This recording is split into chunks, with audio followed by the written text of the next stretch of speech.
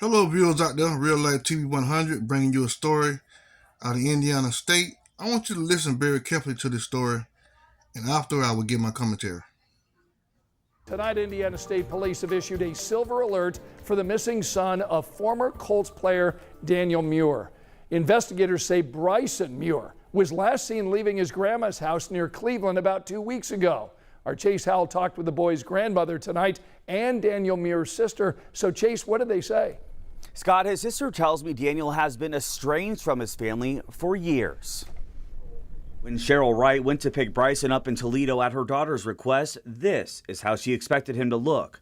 Instead, when he got in the car, she says he had a black eye, a fat lip, and a swollen face.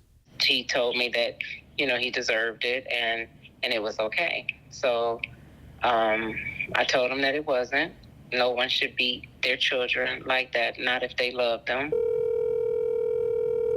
Friday night, I spoke to Wright on the phone for about 15 minutes about her daughter Kristen, son-in-law Daniel, and what she believes happened to her 14-year-old grandson. So I just want to find Bryson. I want to make sure that he's okay. Wright says the day she went to pick Bryson up, there were 3 people in the car, his mom and dad, and a man she didn't know.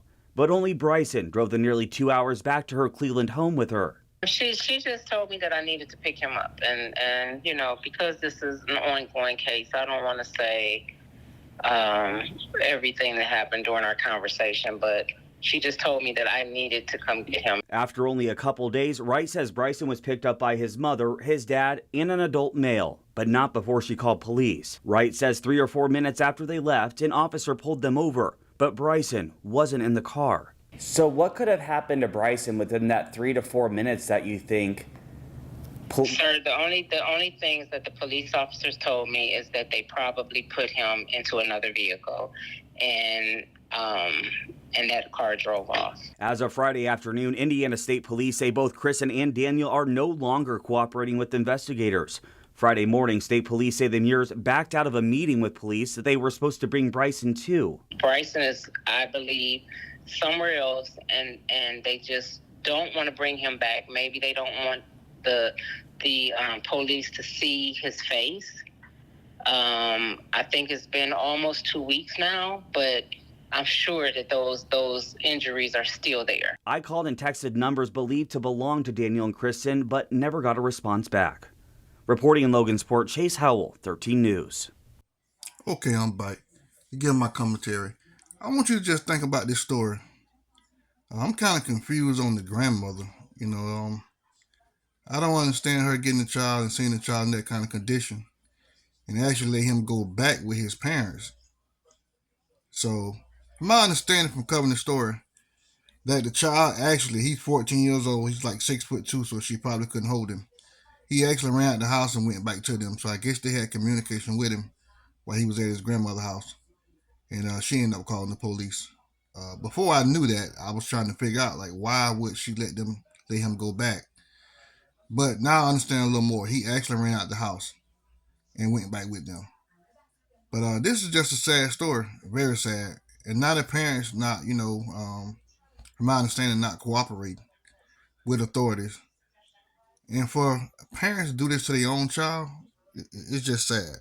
I mean, it's unbelievable. Those are 2 people that you expect to protect the child and actually hurting the child. And allegedly this guy played in the NFL, made millions of dollars. I guess he got money now. He buying property and things like that. But it just goes to show you, my grandma always said, if you don't use your mind, somebody will use it for you. Now this guy has clearly, allegedly joined the cult. I say allegedly because it hasn't been proven, but looking more into the story, it's definitely Hebrew Israelite. So a lot of people, if you know about that, you know how that worked. So this is crazy. It's just really crazy story. So give me an update on your comments, what you think about this story. Leave in the comment section, and we'll go from there. Listen to this next clip, and I'll give a commentary of that when I come back. An update now on 14-year-old Bryson Muir, who has been missing from Cass County, the Logansport area, since mid-June. He's the son of a former Indianapolis Colts football player. Indiana State Police say he has been found. He is safe and well. 21 Alive reporter Alex Knowles in Logansport tonight. and has more. Early today, Indiana State Police took his parents, Daniel and Kristen Murr, into custody here at their home in Logansport. Both are facing preliminary felony charges of obstruction of justice.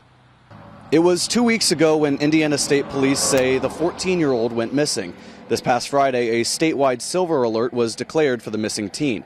ISP says around 6 o'clock this morning, members of the Indiana State Police SWAT team executed search and arrest warrants at this Logansport home along U.S. Highway 24. That's where they found Bryson, who they say is safe and well.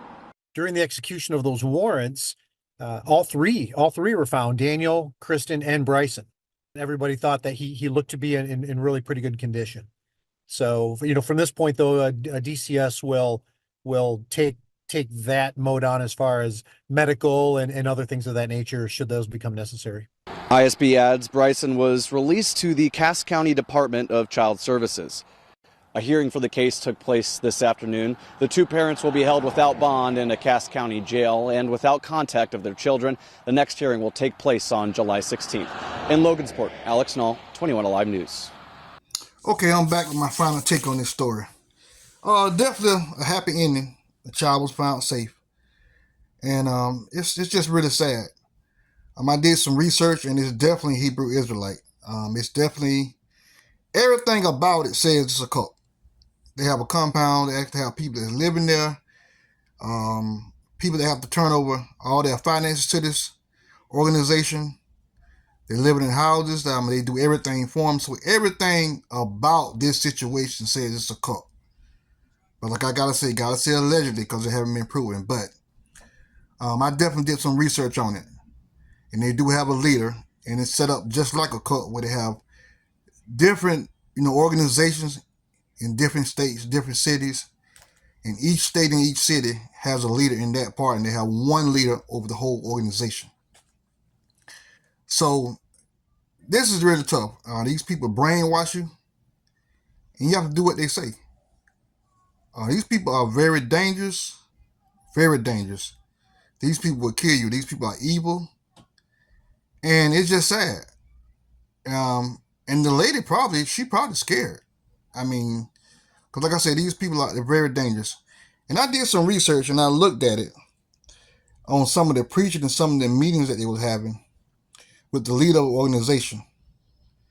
And their main thing is that men are superior to women. So women mean nothing to them. Women mean nothing. Only thing women are to do is obey them. And they're actually using Bible verses to try to corroborate this or say that it's true. But, so that's just sad. But I say I'm glad that's a happy ending. This child finds safe, and I hope that, that this child goes to someone who love him, and hope he never ever go back to these parents, because this here is bad. And it's so sad for the mother, because she probably scared.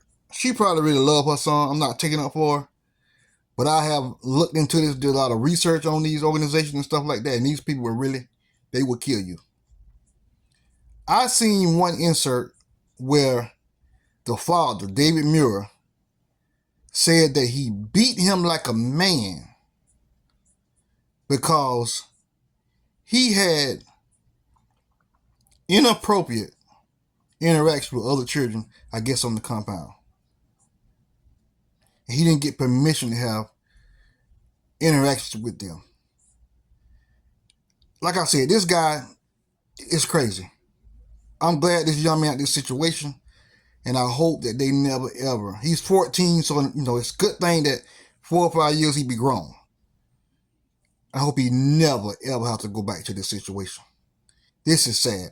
The father even said the only reason he ain't dead, the child isn't dead, because we're in America.